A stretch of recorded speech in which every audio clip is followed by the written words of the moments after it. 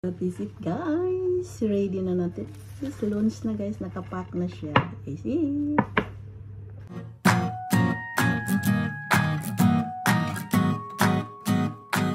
So good morning guys. So we are going to make lunch. Pack lunch guys. I have the bread. So I have the bread guys. Ikakat lang natin into this one. And then mag-ano tayo ng butter. Like this, butter guys. Ito yung lunch namin mamaya. Then, nag-pack lang akong lunch guys dahil pupunta kami Oslo Museum later. Dahil libre ngayon guys. Whole museum in Oslo. So, ito na yung bread guys na kami na. Lagyan lang natin ng cheese. Side by side. This is it. And like that. And then, lagyan natin ng ham. Yung ano to. Like it. Yan. So, ito yung bread natin mamaya. Baon natin ito. So, ganito lang guys. Continue lang gawin natin. Isinis lang gawin natin guys. Ikakat lang natin lahat itong bread na ito. Frozen ito siya na bread. Tapos binibake ko siyang in almost 15 minutes guys. Ganyan lang siya guys. Nasa sa inyo, madiskarte lang kasi pag bumili kayo ng pagkain sa Oslo, it's very expensive guys.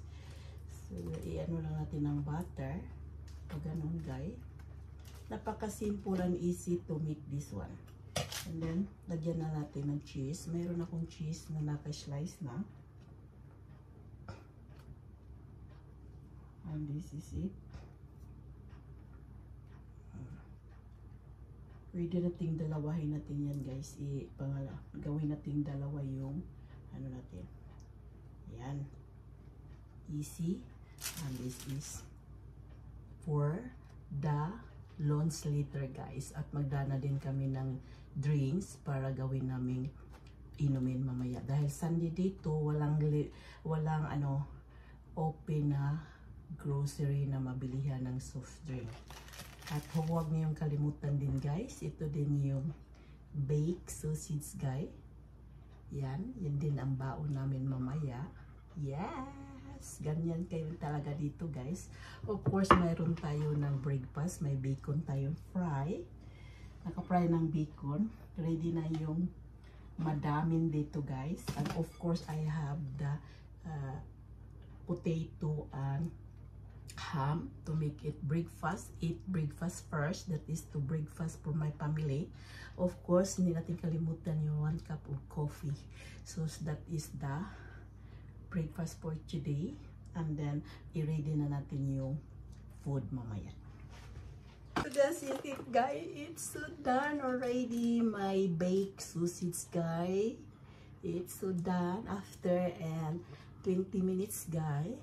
So this is it. It's ready to bring in Oslo to lunch pack. So dahil Sunday today is libre yung museum sa Oslo ngayon. So ito yung baon namin. So ready na natin. Ilagay na rin ito. Hi! That is it.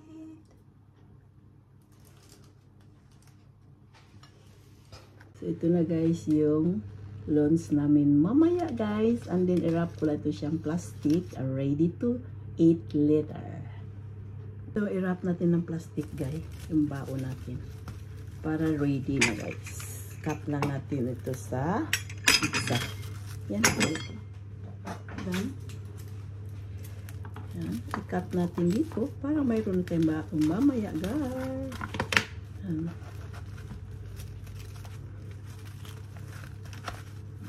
That is it. That is it guys. Ready na natin. This lunch na guys. Nakapack na siya. Is it?